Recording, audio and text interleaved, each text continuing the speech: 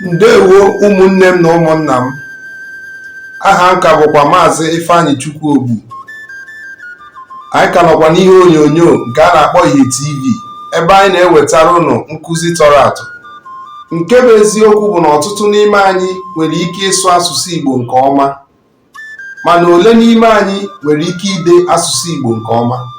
Mmadụ ole n'ime anyị maara na mkpụrụ edemede Igbo adịghị ka nke Bekee. Taa, aga m ekpughe ihe ga-eju unu anya, ma mgbe vidiyo a gwụchara, unu ga-enwe ike ịgụ ma dee asụsụ Igbo dịka ọkammụta.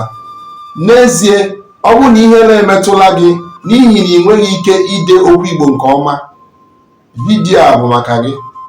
Please don't forget to subscribe and ring that bell, because after today, you will never look at our language the same way again. Enwere otu eziokwu ọtụtụ ndị mmadụ amaghị. Mkpụrụ edemede Igbo nwere mkpụrụ edemede 36, ọ bụghị 26 dịka nke Bekee. Yes, you heard me correctly. 36, not 26. Anyị nwere mkpụrụ edemede pụrụ iche nke ndị Bekee na-enweghị. Mkpụrụ edemede ndị a bụ ihe mere asụsụ Igbo ji pụọ iche ma makwa mma. Ugbu a, ka m gosizie unu mkpụrụ edemede Igbo niile. So what we are saying in essence is that every language has its foundation. That is the alphabet. And you can't master any language effectively if you don't understand the alphabet of that language. So before you can speak and write Igbo effectively, you need to first learn about the alphabet. So this is mkpụrụ edemede Igbo niile. It is important not just to note the letters, but also pay attention for the sound. So we are going to start. A,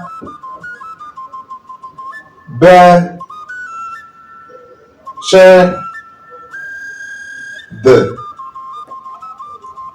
E,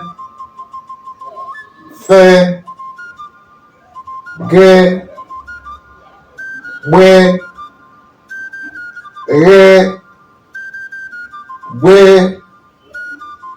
H, I, E, G, K, P, Q, L, M, N,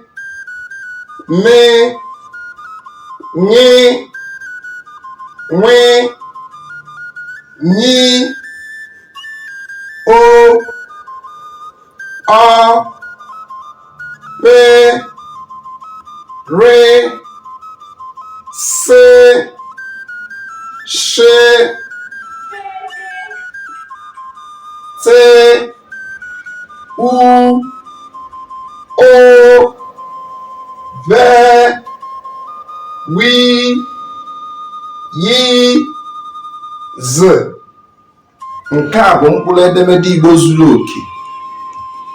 Achọrọ m ka anyị na-ewere ya nwayọọ nwayọọ, ka anyị ghara ịdabanye na mgbagwoju anya. N'ihi nke a, anyị ga-achịkọta agba nke mbụ ebe a. We post our videos every Tuesday and Friday.